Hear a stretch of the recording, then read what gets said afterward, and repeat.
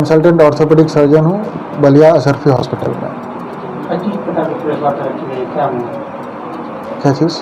आज किस प्रकार की प्रेस वाटर रखी गई है, क्या है? हाँ, आज डॉक्टर्स डे के अवसर पे हम लोग यहाँ पे सब लोग जुटे हैं एक साथ, और इसके लिए मैं आपको बहुत बहुत धन्यवाद करना चाहूँगा।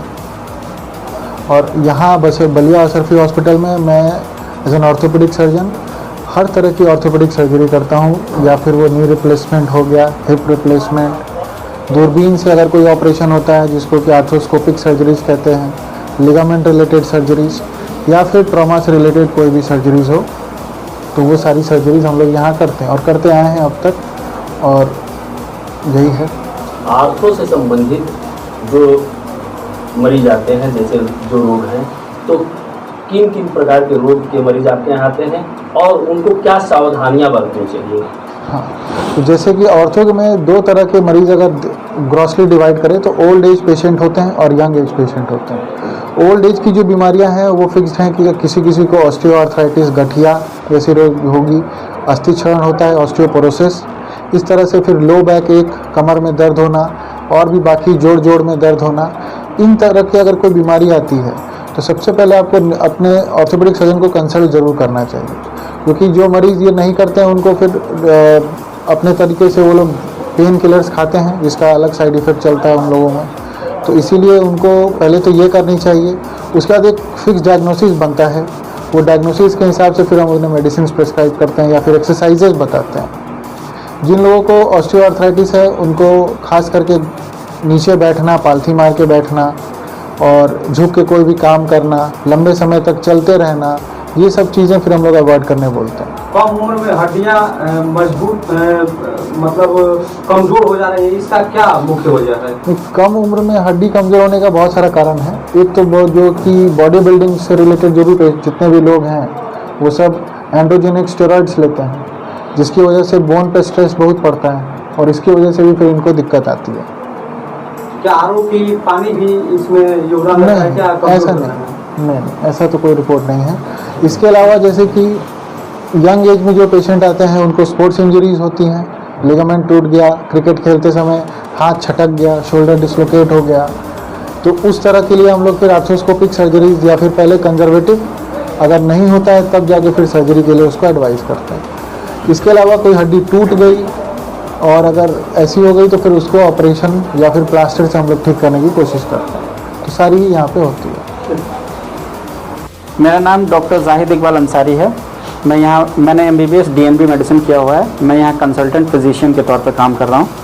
इंटरनल मेडिसिन में पूरा ही देखता हूँ, उसमें न्यूरोलॉजी है, कार्डियोलॉजी है, नेफ्रोलॉजी है और इसके अलावा रेस्पिरेटरी है, ठीक है, और ये सारे सिस्टम्स हैं और साथ के साथ यूरोलॉजी, नेफ्रोलॉजी है, किडनी डिजीज़ है।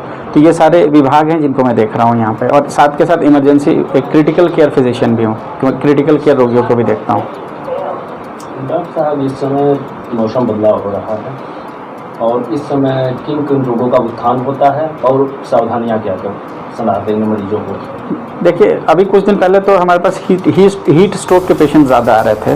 कारण ये था कि गर्मी अचानक से चरम सीमा पर थी, तो उस समय में हाइड्रेशन मेंटेन करना था, मतलब अधिक से अधिक पेयजल का सेवन करना था। साथ में खाने में बहुत तली भुनी चीज़ें नहीं खानी थी, ये सब चीज़ें चल रही थी। ठंडी चीज़ों का सेवन करना था, पेयजल ज़्यादा से ज़्यादा लेना था, सत्तू और लिक्विड्स का ज़्यादा सेवन करना था। अभी जो मौसम परिवर्तन हुआ है अचानक से, तो नया मौसम जो आया है वर्षा ऋतु के तौर पे, तो इसमें जो है मलेरिया, डेंगू के केसेस बढ़ेंगे। तो हमारे आसपास में साफ़ सफाई की व्यवस्था रखनी है, क्योंकि दोनों का कारण जो होता है वो मच्छर होता है, मच्छर से ये ट्रांसमिट होते हैं। तो उनके लिए बच बचाव रखना है कि सफाई अपने पास में रखनी है, पानी इकट्ठा होने नहीं देना है। अगर हम पौधे लगाते हुए हैं अपने कमरे में या बाहर बालकनी में लगाते हैं, उसमें पानी हमेशा बदलते रहना है और साथ के साथ मॉस्किटो नेट का इस्तेमाल करना है। और खाने में जो है, जैसे अभी फ्रूट्स में आम का बहुत ज़्यादा सीजन है, तो आम को पर्याप्त मात्रा में ही लेना है, बहुत अधिक नहीं लेना है। और गर्म जगह से आते ही एकदम से मीठी चीज़ों का सेवन नहीं करना है। आकर के धूप से बच बचा के चलना है और जब घर पे आए तो उस समय में पानी वगैरह पीते रहना है हर समय। इस समय प्रोस्टेट बढ़ने का केस ज़्यादातर नहीं, युवाओं में भी देखा जा रहा है, आखिर ऐसा क्यों?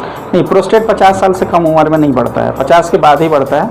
उसका एक कारण है, प्रोस्टेट एक ग्लैंड है, वो मेल के अंदर, जैसे पुरुषों के साथ ये एक क्या कहते हैं इसको, ये एक एक दुविधा है कि प्रोस्टेट जो है वो बढ़ना है, जैसे महिलाओं में 45 के बाद से ब्लीडिंग की समस्या दिक्कत होती है, वैसे ही मेल में प्रोस्टेट ग्लैंड बढ़ने लगता है। तो प्रोस्टेट बढ़ता है तो यह है कि पेशाब की नली को दबाता है, जिससे कि पेशाब की समस्या बढ़ती है, पेशाब होने में दिक्कत होती है, अर्जेंसी होता है या बार बार होता है या फिर रुक के आता है, होने के बाद पेशाब 1-2 बूंद टपकता है। तो ये कारण ये है कि एज रिलेटेड चेंजेस हैं, जो कि एज पे ही होता है, यंग एज में 50 के नीचे नहीं होगा। और चूंकि ये ग्लैंड जो है वो ग्लैंड कुछ खान पीन से ऐसा कुछ नहीं है, बस ये है कि पेशाब रोक लेना, कोई आदमी अधिक पानी नहीं पीता है उस केस में, या फिर कुछ अलग से चीज़ों का सेवन करता है, मादक पदार्थों का सेवन करता है, जिसकी वजह से प्रोस्टेटिक ग्लैंड पर थोड़ा सा उसका इफेक्ट पड़ता है।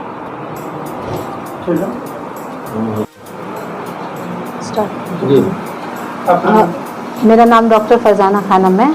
मैं यहाँ असरफी हॉस्पिटल में as a pulmonologist, consultant pulmonologist appointed हूँ। और जितनी मैंने अपना MD Jawaharlal Nehru medical college Aligarh से किया है और मुझे प्रैक्टिस करते हुए पोस्ट PG 4 इयर्स हो चुके हैं। और मैं यहाँ पे जो भी पेशेंट आते हैं, जो भी सांस के मरीज़ आते हैं, जनरली जो मेरा स्पेशलिटी है वो ट्यूबरकुलोसिस और जो भी रेस्पिरेटरी डिजीज़ेज़ हैं उसमें है। और अभी जैसे कि सांस फूलना, दमा और सिगरेट स्मोकिंग और इन सब की वजह से, तंबाकू के सेवन करने की वजह से जो सांस फूलती है वो निमोनिया, और उसके अलावा फेफड़े की झिल्ली में पानी का जमा हो जाना या फिर हवा का भर जाना, ये सारी चीज़ों को मैं देखती हूँ। और इसके अलावा अगर हवा भर जाती है, जो कि एक इमरजेंसी कंडीशन होती है, उसमें एक प्रोसीजर होता है इंटरकॉस्टल ट्यूब ड्रेनेज, वो भी यहाँ पे किया जाता है, वो मैं करती हूँ यहाँ पे इमरजेंसी में। कम उम्र में ज़्यादा मरीज आ रहे हैं, इस मामले में देखा जा रहा है, सांस वाले। किस सांस वाले? हार्ट अटैक से आ रहे हैं। हाँ, मैं बता रही हूँ। सबसे पहले ये कि एस्थमा जो है ये 2 चीज़ों की है कि एक तो जो बच्चे होते हैं, पैदा जो बच्चे होते हैं उनकी एलर्जी की हिस्ट्री होती है, या तो जेनेटिक होती है, एटोपी जिसको बोला जाता है वो रहता है, वो या तो वही प्रोग्रेस कर जाता है और एस्थमा में तब्दील हो जाता है। और दूसरी चीज़ ये है कि जो नॉर्मल आजकल इतना ज़्यादा पोल्यूशन हो गया है और उन सब की वजह से ज़्यादा केसेस मिलते हैं, लोगों की इम्यूनिटी जो है वो कम हो गई है, सेंसिटाइजेशन कम हो गया है, उसकी वजह से लोगों में हाइपर एक्टिविटी उनके एयरवे में ज़्यादा है, उसकी वजह से सांस की नली में सूजन हो जाती है, पॉल्यूशन में हो चाहे धुएं में हो, उसकी वजह से। वर्तमान समय में कौन कौन सा रोग का बढ़ावा मिला है? अभी क्योंकि मौसम चेंज हो रहा है तो ज़्यादा केसेस आपको आएंगे दमा वाले, क्योंकि वो सबसे ज़्यादा इफेक्ट वही करती है। दमा में सीजनल वेरिएशन होता ही होता है, और अभी फ़िलहाल तो सबसे ज़्यादा दमा के केसेस ही आएंगे। और उसके अलावा दमा के केसेस आएंगे, और उसके अलावा जो हमेशा 12 महीने चलता है वो तो ये कि इंडिया में टीबी बहुत कॉमन है, तो टीबी का केस हमेशा बढ़ा ही रहता है। इससे बचाव के लिए क्या करना चाहिए? पहले जैसे न्यूमोनिया बच्चों में होता था, 5 साल तक ये माना जाता था कि 5 साल से ऊपर जब एज हो जाता है देखिए, तो निमोनिया कम होने निमोनिया सबसे पहली बात कि निमोनिया एक बहुत मिसलीडिंग टर्म है कि खांसी हो गई, सर्दी हो गई, बुखार आ गया, जो गाँव में होते हैं, समाज में होते हैं, उसको कहते हैं कि ये निमोनिया है। एक्चुअली वो निमोनिया होता नहीं है। निमोनिया मतलब कि लंग इन्फेक्टेड है आपका, उसको निमोनिया बोला जाता है। और वो निमोनिया जो होता है वो एंटीबायोटिक के 5 to 21 डेज, किसी को 5 डेज, किसी को 3 डेज में, किसी को 5 डेज में, किसी को मैक्सिमम 21 डेज में वो ठीक हो जाता है with due course with antibiotics. ठीक है, वो परसिस्ट नहीं करती। हाँ, लेकिन निमोनिया की वजह से कुछ ऐसे चेंज हो जाते हैं एयरवे में कि उसकी वजह से बच्चे जो होते हैं उनमें एस्थमा के केसेस ज़्यादा देखने को मिलते हैं बाद में। तो इन एक्चुअली न्यूमोनिया वैक्सीन लगती है, न्यूमोवैक्स, जो कि न्यूमोकोकल वैक्सीन लगती है, जो बच्चों में लगती है 6 वीक्स पे, और फिर 10th वीक पे जो पेंटावेलेंट वैक्सीन लगती है वो, और इन्फ्लुएंजा वैक्सीन लगती है 11th मंथ 12 मंथ पे। और ओल्डर एज में निमोनिया ना हो उसके लिए भी PCV 23 लगता है न्यूमोवैक, जो कि जब आए उस वक्त लगाना है। ठीक है, उसके बाद फिर रिपीट करना है 2 ईयर्स।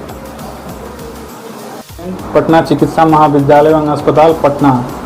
मैं यहाँ असरफी अस्पताल में एज ए कंसल्टेंट जनरल एवं लेप्रोस्कोपिक सर्जन कार्यरत हूँ।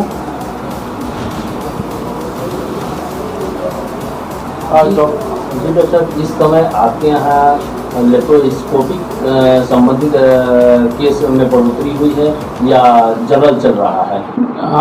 जैसे गॉल ब्लैडर स्टोन जो है, पित्त की थैली की पथरी जिसको हम कहते हैं सामान्य भाषा में, इसके मरीज बहुत बढ़ गए हैं बलिया में, और हम लोग उसका सफलतापूर्वक लेप्रोस्कोपिक विधि से इलाज कर रहे हैं। लेप्रोस्कोपिक कोलेसिस्टेक्टोमी किया जाता है जो यहाँ उपलब्ध है। बाकी इसके अलावा हम अपेंडिक्स, हर्निया, हाइड्रोसील, शरीर के किसी हिस्से में गांठ, प्रोस्टेट, इस सब का भी इलाज करते हैं। सबकी सर्जरी यहाँ की जाती है। आखिर में पित्त की थैली में पथरी होती क्यों है? पित्त की थैली में पथरी हमारे खान पान से भी रिलेटेड है। जैसे हम लोग फैटी डाइट लेते हैं, और ये गंगा के किनारे वाला जो भी एरिया है, जैसे हम पटना मेडिकल कॉलेज में थे, वहाँ भी बहुत इंसिडेंट्स थे लेप्रोस्कोपिक कोलेसिस्टेक्टोमी के, यहाँ भी हो रहा है। क्या टमाटर का बीज भी पथरी का सबसे बड़ा जरिया होता है? टमाटर से किडनी की पथरी का रिलेशन है, लेकिन पित्त की थैली की पथरी का कोई रिलेशन नहीं है। इससे बचाव करने के लिए क्या करना चाहिए? इससे बचाव करने के लिए हमको हरी सब्जियां और रोटी, चावल, इन्हीं पर डिपेंडेंट रहना चाहिए। बहुत ज़्यादा फैटी मील नहीं लेना चाहिए। बताया जाता है डॉक्टर साहब कि पित्त की थैली के का ऑपरेशन वगैरह जब कर दिया जाता है, जिसे निकाल दिया जाता है, तो वह मरीज गैस की बीमारी से पीड़ित। ये सही है, लेकिन पित्त की थैली जिसको गॉल ब्लैडर बोलते हैं, उसको निकाल देने के बाद नीचे उसके CBD होती है, कॉमन बाइल डक्ट, वो उसका फंक्शन टेक ओवर कर लेता है और उस रिजर्वायर का काम करने लगता है। इसलिए 1-2 महीने के बाद ये समस्या नहीं होती है। शुरुआत के 1-2 महीने तक ही ये समस्या रहती है।